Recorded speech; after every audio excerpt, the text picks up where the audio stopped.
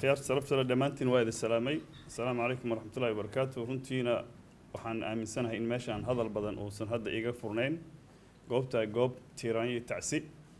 runtii aad ayaan ugu xunnahay wixii ka dhacay gurigan 17 December 2017 wuxuu ahaa runtii fal aad iyo aad looga tiiraanyoodo oo in ay sharci darro tahay ama aan la aqbali karin qof Soomaaliyeed muwaadin gurigiisa jooga in sabab la'aan sharci la'aan iyo gar la'aan lagu dilo laguna soo weeraro waxaan rabaa dadka Soomaaliyeed ee Muqdisho degan qaasatan xisbigooda jir iyo inta ku abtirsata dulqaadka ay muujiyeen intaas iyo in ka yar ayaa dagaal sokay ka dhaca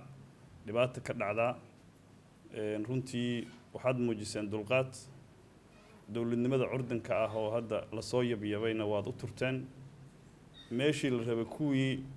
sida dimuqraadiga lagu doortay u tur waayeen runtii idinka u turay waxaana muuqata in islaantii la yiri cunuga labada islaameed oo la yiri hal idin kala gooyo oo tii lahayd ay tiri yaan la gooynin ha iska noolaade ana heli doonee tii kalena tiri hal kala gooyo macnaheeda turriin fiican ayaad muujiseen runtii 2017 in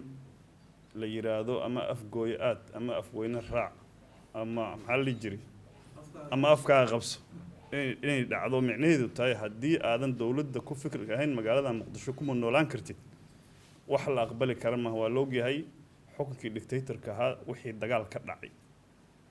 waxaan aaminsanahay dhaqankaasu inuu 91dii ku haray wiilal fara badan oo Soomaaliyeed ayaa god u galay annagoo rabna dal xura oo muwaadiniin xur ah oo Soomaaliyeed ku nool yihiin inaan dhalno saasaan rabnay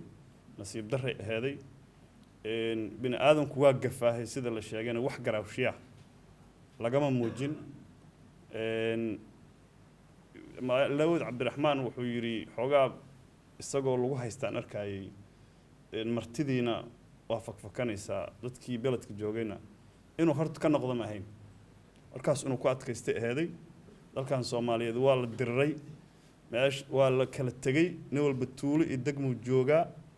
meesha uu joogana qofku hadii dawladnimada aysan xurmo siinayn oo aysan ixtiraameyn waxaan adiga ku tureen u turaysid taas xaqiiqo ah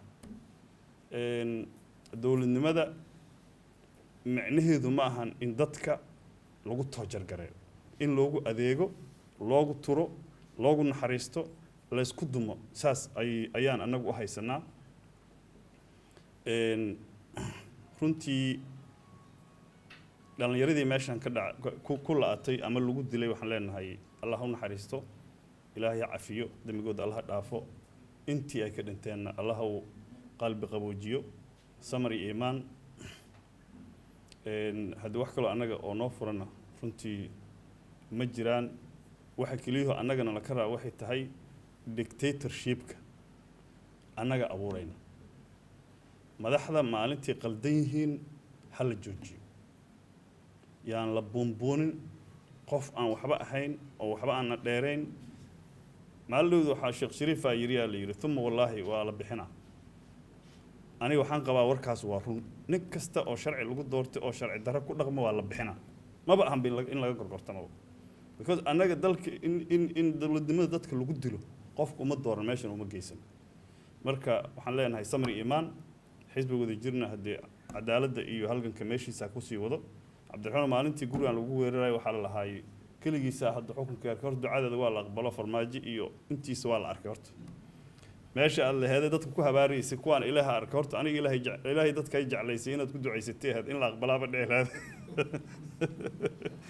marka waa mahadsantihiin wiilashaas dhintana Allah u naxariisto kulligeen inteena noolna samir iyo maal anaha naga siiyo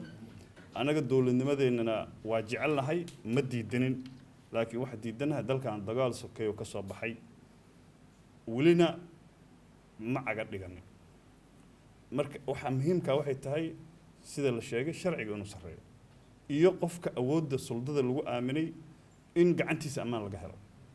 oo dawladnimada oo sidoo doono uu isticmaalo waa bin aadan hadduu qaldanana garaawshiyo oo la yimaado waa mahadsantihiin